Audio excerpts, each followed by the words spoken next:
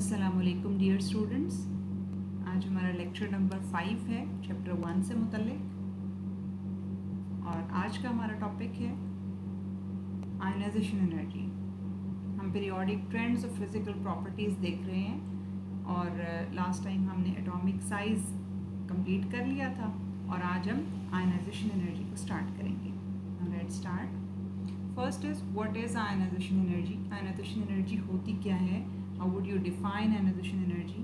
तो आयन बनाने के लिए जो एनर्जी चाहिए वो amount of energy ionisation energy कहलाती है। सिंपल वर्ड्स में तो यूँ होगा, लेकिन इसको डिफाइन आप कैसे करेंगे।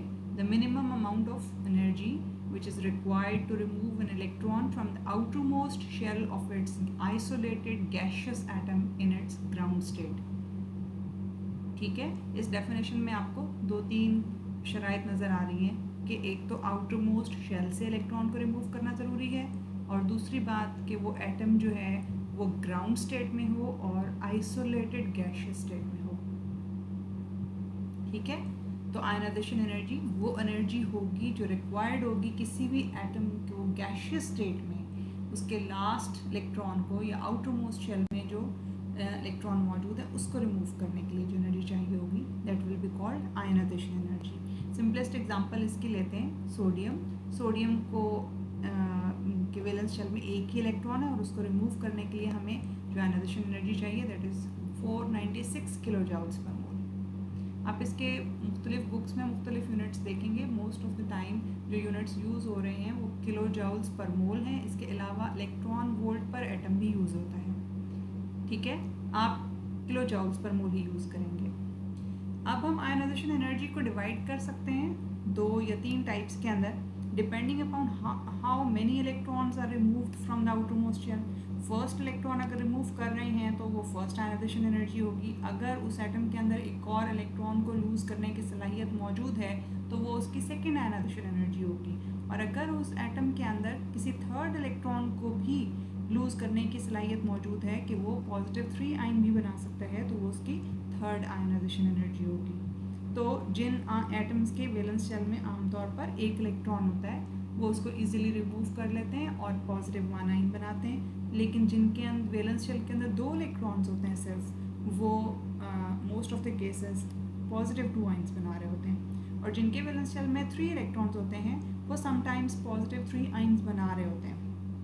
लेकिन इससे ज़्यादा जब एटम ज़्यादा इलेक्ट्रॉन्स जब वैलेंस शेल में होते हैं तो ज़रूरी नहीं होता कि वो इलेक्ट्रॉन्स को रिमूव करें, वो गेन भी कर सकते हैं, और वो ना गेन करें और ना लूज़ करें बल्कि शेयर करें, ये ऑप्शन भी उनके लिए मौजूद है। ठीक है, तो हमने आयनाइजेशन एनर्जी देखा। अब हम फर्स्ट आयनाइजेशन एनर्जी देखेंगे। First ionization energy is similar to the simplest ionization energy definition.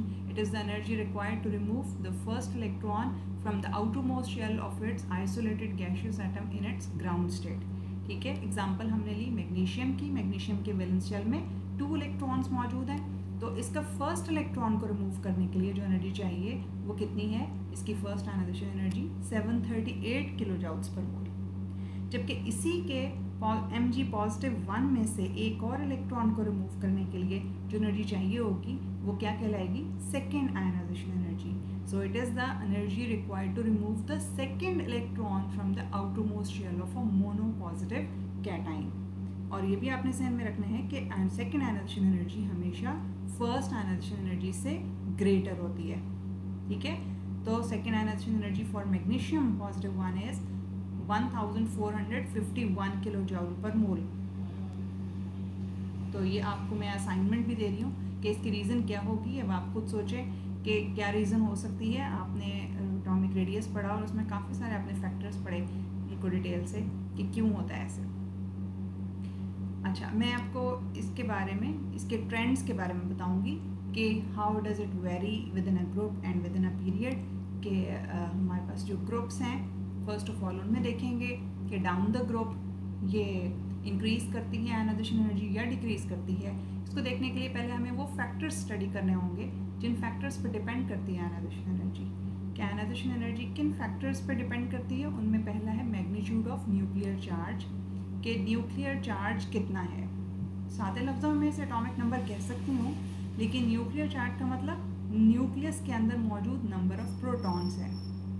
ठीक है, अगर न्यूक्लियर चार्ज बढ़ेगा तो न्यूक्लियस की फोर्स ऑफ अट्रैक्शन भी बढ़ेगी आउटरमोस्ट शेल के ऊपर, तो लिहाजा आउटरमोस्ट शेल में से इलेक्ट्रॉन्स को रिमूव करना मुश्किल होगा। लिहाजा हम कह सकते हैं कि magnitude of nuclear charge is directly proportional to the ionisation energy, कि न्यूक्लियर चार्ज अगर बढ़ रहा है तो आयनाइजेशन एनर्जी भी बढ़ेगी, और न्यूक्लियर चार्ज कम हो रहा है तो आयनाइजेशन एनर्जी भी कम होगी। उसके बाद second factor size of atom आता है, कि साइज ऑफ एटम अगर ग्रेटर होता है तो आयनाइजेशन एनर्जी पे क्या इफेक्ट आता है, तो साइज जिस तरह बड़ा होता जाएगा न्यूक्लियस का होल्ड आउटरमोस्ट इलेक्ट्रॉन पर कम होता जाएगा, अट्रैक्शन कम होती जाएगी, तो लिहाजा इलेक्ट्रॉन को लास्ट शेल में से निकालना ईजी होता जाएगा हमारे लिए। तो हम कह सकते हैं कि size of the atom is inversely related to ionisation energy, कि अगर साइज ऑफ एटम इंक्रीज करेगा तो आयनाइजेशन एनर्जी कम होगी, कम एनर्जी चाहिए होगी इलेक्ट्रॉन को रिमूव करने के लिए, और अगर साइज ऑफ एटम लार्जर होगा, ग्रेटर होगा, तो स्मॉलर होगा, छोटा होगा साइज, तो फिर ज़्यादा एनर्जी चाहिए होगी, तो ionisation energy will be increased. Shielding effect is a third factor. Shielding effect आपको जैसे कि मैंने पहले ही बताया था, it is the decrease in the attractive force or the repulsion between the nucleus and the outermost shell electrons due to the intervening electrons। तो जैसे जैसे साइज बढ़ता है एटम का शेल्स के ऐड होने की वजह से, तो शील्डिंग इफेक्ट भी बढ़ रहा होता है। तो शील्डिंग इफेक्ट अगर बढ़ रहा है तो न्यूक्लियस की power force of attraction last shell के ऊपर कम होती चली जा रही है, तो आयनाइजेशन एनर्जी डिक्रीज करती चली जाएगी। ठीक है, तो it is also inversely related to ionisation energy. तो तीनों फैक्टर्स में से पहला factor magnitude of nuclear charge जो है ये सिर्फ डायरेक्टली रिलेटेड है आयनाइजेशन एनर्जी से, और बाकी दोनों फैक्टर्स जो हैं ये इन्वर्सली रिलेटेड हैं आयनाइजेशन एनर्जी के साथ। तो हम डाउन द ग्रुप देखते हैं क्या सिचुएशन है। डाउन द ग्रुप जब हम मूव करते हैं तो magnitude of nuclear charge increase करता है, कि एटॉमिक नंबर इंक्रीज कर रहा है, 2, 8, 8, 18, 18 और 32 के रेशो से इंक्रीज कर रहा है, तो आयनाइजेशन एनर्जी भी क्या होगी, इंक्रीज करेगी। यहाँ देखें ग्रुप के अंदर, यहाँ पर हाइड्रोजन और लिथियम में 2 एटॉमिक नंबर्स का डिफरेंस है, यहाँ पर 8 का डिफरेंस आ गया, फिर यहाँ 8 का डिफरेंस आ गया, यहाँ 18 का, और यहाँ 18 का, और यहाँ 32 का डिफरेंस आ गया। तो एक एक शेल पूरा ऐड होता चला जा रहा है, उससे शील्डिंग इफेक्ट बढ़ रहा है, एटॉमिक साइज भी बढ़ रहा है डाउन द ग्रुप। ठीक है, ये दोनों फैक्टर्स आयनाइजेशन एनर्जी को कम कर रहे हैं, जबकि जो पहला फैक्टर है मैग्नीट्यूड ऑफ न्यूक्लियर चार्ज वो डाउन द ग्रुप क्योंकि इंक्रीज हो रहा है, तो आयनाइजेशन एनर्जी क्या होनी चाहिए, इंक्रीज होनी चाहिए। तो दो फैक्टर्स जो हैं वो आयनाइजेशन एनर्जी को, यानी पहला फैक्टर ये आयनाइजेशन एनर्जी को इंक्रीज कर रहा है, जबकि दूसरा और तीसरा साइज ऑफ एटम भी इंक्रीज कर रहा है, शील्डिंग इफेक्ट भी इंक्रीज कर रहा है, लेकिन ये दोनों फैक्टर्स आयनाइजेशन एनर्जी को कम कर रहे हैं। ठीक है, तो ओवरऑल हमारे पास जो रिजल्ट आता है वो ये आता है कि आयनाइजेशन एनर्जी डिक्रीज करती है डाउन द ग्रुप। ओके, तो इसके अंदर हमने फर्स्ट ग्रुप को देखा, इसी तरह आप 7th ग्रुप में भी देख सकते हैं कि ये एटॉमिक इनके अंदर जो अगर आप जाते हैं फ्लोरीन, क्लोरीन, ब्रोमीन, आयोडीन, तो इन यहाँ पे भी यही चल रहा है कि नीचे की तरफ आप जाएँ तो साइज इंक्रीज करता है, न्यूक्लियर चार्ज बढ़ता है, और शील्डिंग इफेक्ट भी इंक्रीज हो रहा है। तो बिल्कुल उसी पैटर्न के ऊपर सारे पीरियोडिक टेबल के अंदर डाउन द ग्रुप जब भी आप मूव करेंगे तो क्या होगा, आयनाइजेशन एनर्जी डिक्रीज करेगी। अलोंग द पीरियड भी फैक्टर्स वही हैं ऑलमोस्ट, सिवाय शील्डिंग इफेक्ट के, कि शील्डिंग इफेक्ट क्योंकि चेंज नहीं हो रहा, क्योंकि हमारे पास नंबर ऑफ शेल चेंज नहीं हो रहा, तो इसलिए उसका कोई रोल नहीं है, यहाँ पर सेम रहता है वो। जबकि साइज जो है वो अलोंग द पीरियड क्या होता है, आपने लास्ट लेक्चर में देखा कि साइज डिक्रीज करता है अलोंग द पीरियड, और किस वजह से डिक्रीज करता है, न्यूक्लियर चार्ज के बढ़ने की वजह से, और number of electrons in the last shell बढ़ने की वजह से। तो न्यूक्लियर चार्ज बढ़ रहा है, जबकि साइज क्या हो रहा है, डिक्रीज हो रहा है। और अभी आपको मैंने बताया कि साइज जो है वो इन्वर्सली रिलेटेड है आयनाइजेशन एनर्जी से, और न्यूक्लियर चार्ज जो है वो डायरेक्टली रिलेटेड है आयनाइजेशन एनर्जी से। कि न्यूक्लियर चार्ज अगर बढ़ रहा है तो इसका मतलब क्या है, आयनाइजेशन एनर्जी भी बढ़ रही है, जबकि साइज अगर बढ़ रहा है तो आयनाइजेशन एनर्जी डिक्रीज कर रही है।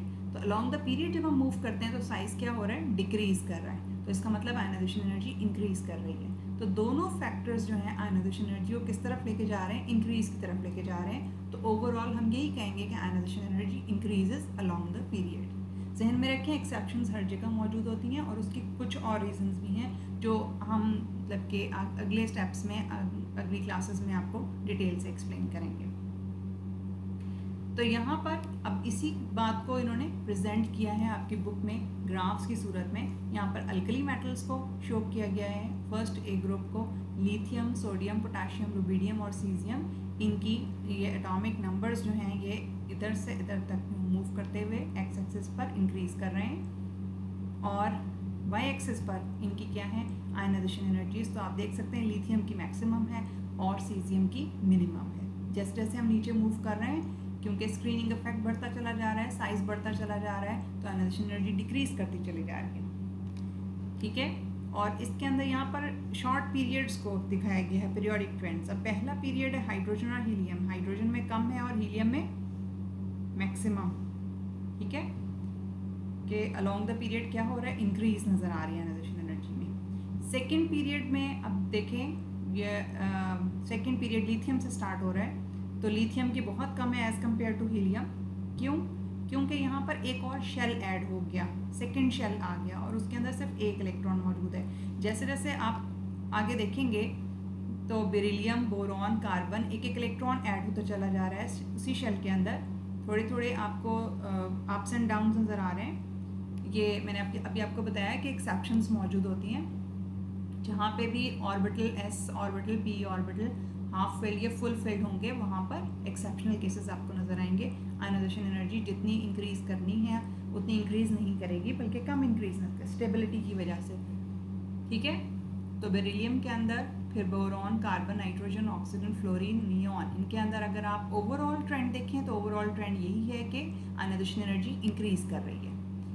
आयनाइजेशन एनर्जी इंक्रीज करने की वजह यहाँ पर क्या है कि साइज रिड्यूस होता जा रहा है, न्यूक्लियर चार्ज इंक्रीज होता जा रहा है। ठीक है, और इसी तरह थर्ड पीरियड में यहाँ थर्ड शेल क्योंकि ऐड हुआ, एकदम नियॉन से जंप आया नीचे, बहुत नीचे आ गया सोडियम का आयनाइजेशन एनर्जी, क्योंकि न्यूक्लियस का फासला आउटर मोस्ट शेल से बहुत ज़्यादा हो गया एकदम, और इलेक्ट्रॉन को निकालना बहुत ईजी हो गया। सोडियम की आयनाइजेशन एनर्जी बहुत कम है हाइड्रोजन और लिथियम के मुकाबले में भी, अपने ग्रुप में भी। ठीक है, और अपने पीरियड में भी सबसे कम है, और आर्गॉन की मैक्सिमम है अलोंग द पीरियड, उसी तरह से इंक्रीज कर रही है। ओवरऑल अगर आप देखें तो हर हर नोबल गैस की जो आयनाइजेशन एनर्जी है वो मैक्सिमम है अपने पीरियड्स के अंदर। इसकी रीज़न क्या हो सकती है? इसकी रीज़न ये है कि ये बहुत स्टेबल हैं, इनके वैलेंस शेल में 8 इलेक्ट्रॉन कंप्लीट हैं, ऑक्टेट कंप्लीट है, they have no need to gain और लूज इलेक्ट्रॉन। ठीक है, उनको ना तो गेन करने की ज़रूरत है ना लूज़ करने की ज़रूरत है। तो आयनाइजेशन एनर्जी वहाँ पर मतलब के काम आती है जहाँ पे आपने लूज़ करना होता है इलेक्ट्रॉन स्टेबिलिटी। जबकि हाइड्रोजन, लिथियम, सोडियम को आप देख रहे हैं कि ये सबसे नीचे मौजूद है अपने अपने पीरियड में, सबसे कम है इनकी। क्यों? क्योंकि इनके पास अपने वैलेंस शेल के अंदर एक एक इलेक्ट्रॉन मौजूद है, और अगर ये इस एक एक इलेक्ट्रॉन को लूज़ कर देते हैं तो इनके पास जो पिछला शेल है वो कंप्लीट मौजूद है और वो बहुत स्टेबल हो जाता है, इलेक्ट्रॉनिक कन्फिग्रेशन स्टेबल हो जाती है, जिसको अटेन करने के लिए ये ऐसा करते हैं, इलेक्ट्रॉन्स को लूज़ करते हैं। तो आई होप सो कि आपको आयनाइजेशन एनर्जी की समझ आ गई होगी डिटेल से। अगर नहीं आई जहाँ से, वहाँ से आप मुझसे पूछ सकते हैं, इसमें से क्वेश्चंस क्वेरीज कर सकते हैं। जो भी आज के असाइनमेंट, मैंने पिछले लेक्चर में भी आपको असाइनमेंट नहीं दी थी, तो आज मैं इकट्ठी दोनों की असाइनमेंट दे रही हूँ आपको। 3 क्वेश्चंस हैं छोटे छोटे, जिनको आप सोचेंगे और रीजंस के साथ इनके आंसर्स देंगे। पहला ये है कि बेरियम का साइज मैग्नीशियम से बड़ा क्यों होता है। दूसरा क्वेश्चन ये है कि सेकेंड आयनाइजेशन एनर्जी किसी भी एटम की उसकी फर्स्ट आयनाइजेशन एनर्जी से ग्रेटर क्यों होती है। मैंने जानबूझकर अपने लेक्चर में आपको ये रीज़न नहीं बताई कि आप खुद इस पर सोचें और आप मुझे लिख कर भेजें, तो फिर मैं आपको अगले लेक्चर में इसको समझा दूँगी। और तीसरा क्वेश्चन ये है कि आपने इन स्पीशीज़ को ascending order according to the size उसमें अरेंज करना है। सोडियम है, सोडियम पॉजिटिव 1 है, मैग्नीशियम है, मैग्नीशियम पॉजिटिव 2 है, और ऑक्सीजन है। ठीक है, थैंक यू सो मच, अल्लाह हाफ़िज़।